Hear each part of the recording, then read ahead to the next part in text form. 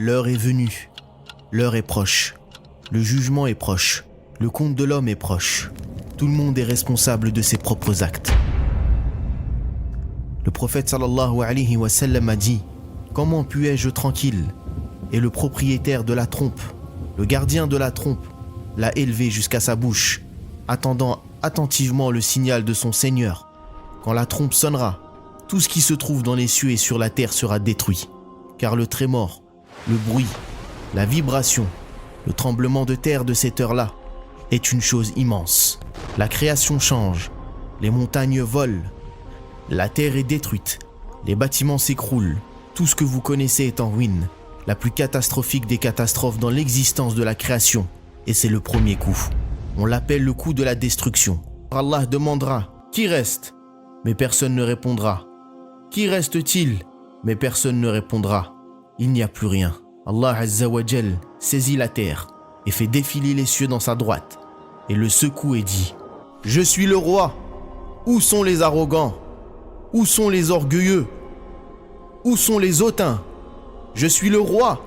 Où sont les rois de ce monde? À qui appartient la domination aujourd'hui? Qui est le propriétaire des cieux et de la terre aujourd'hui? À Allah, le Seigneur de l'honneur et de la grandeur. Il n'y a rien d'autre qu'Allah. Il n'y a rien d'autre qu'Allah. C'est comme ça que ça a commencé. Et c'est comme cela que ça va finir. Rien de vivant sauf subhanahu wa ta'ala. Et puis après une période de 40 ans, Allah fera descendre une eau du ciel, grâce à laquelle les gens pousseront comme poussent les légumes. Tout le corps de l'homme disparaîtra, à l'exception d'un seul os, à savoir le coccyx. C'est à partir de cet os que les hommes seront ressuscités le jour de la résurrection. Il ressuscitera ainsi Israfil, donc le souffleur de la trompe, sera ressuscité.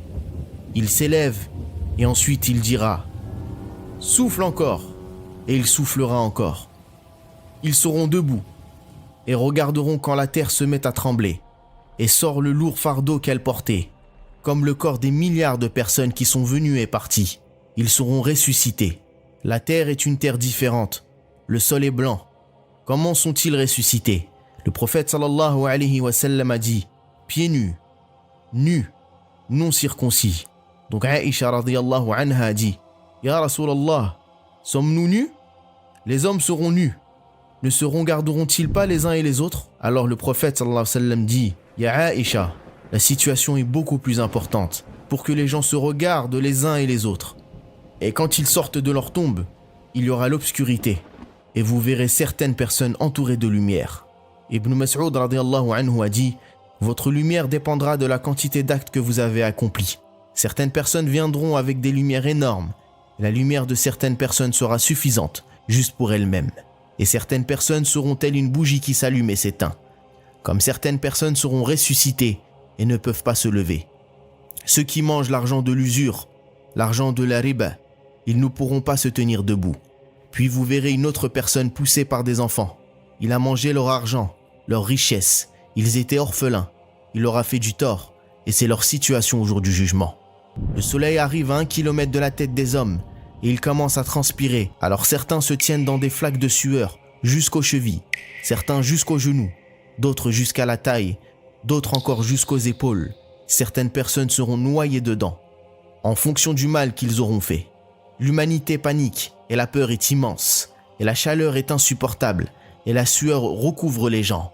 Ils diront « Oh les gens, vous voyez votre situation ? Vous connaissez notre calamité. Vous savez ce qui nous est arrivé.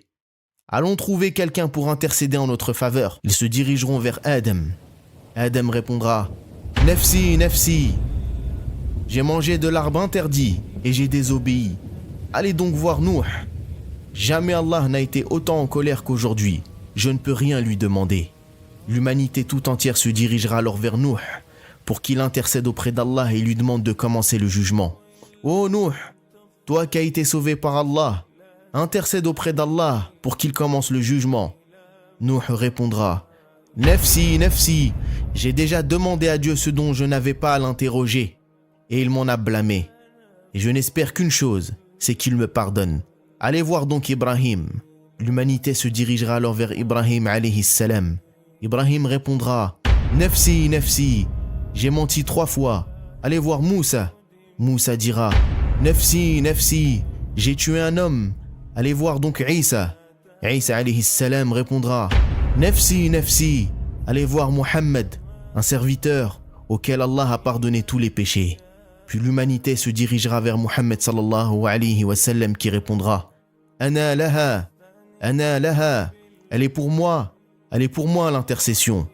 Il a dit ensuite à propos de cela et je me mettrai dans un endroit pour lequel on m'enviera et je me prosternerai sous le trône et je louerai Allah par des louanges avec lesquelles jamais personne ne l'avait loué.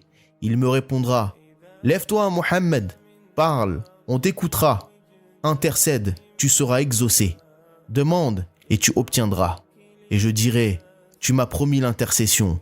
Alors permets-moi d'intercéder pour tes créatures, pour que le jugement commence. Alors Allah dit Je viendrai et commencera le décompte. Le jour où les anges commenceront à se déverser, alors les anges descendront des cieux rangée après rangée.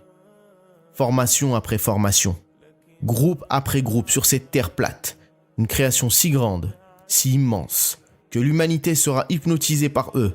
Et ils diront Est-ce que c'est notre Seigneur ? Alors les anges diront Non, non, il viendra d'une manière digne de sa majesté. À ce moment, la partie la plus dure du jour du jugement vient, la venue du feu de l'enfer, qui est retenu par 70 000 chaînes. Chaque chaîne est tenue par 70 000 anges. Il n'y a pas de scène plus terrifiante, le jour du jugement, que cette scène. Et quand le feu de l'enfer arrivera, toutes les créations d'Allah tomberont à genoux. Tout ce qu'ils se diront, c'est « Oh Allah, protège-nous » et l'humanité se dirigera vers la terre où ils se tiendront devant Allah subhanahu wa ta'ala et seront rendus responsables de leurs actes. Leur livre commencera alors à apparaître et leurs livres leur seront donnés. Ils seront alignés sur une ligne. Il n'y a pas un mot qui est prononcé. La première parole dans le jour du jugement est celle d'Allah Azza wa Jal à notre père Adam et il dira « Ya Adam, sépare la partie de l'enfer de tes enfants. » Alors il dira « Et quelle est la proportion de l'enfer ?» Alors Allah dira « De chaque 1000, 999 pour le feu. » La balance sera mise en place. La Ummah de Muhammad sallallahu alayhi wa sallam sera la première Ummah à être jugée. Ce qui se passera, c'est que le prophète sallallahu alayhi wa sallam nous mènera au trône et toute la création d'Allah. Ils regarderont et ils diront « Qui sont ces gens ?» Et vous marcherez la tête levée et le jugement commencera.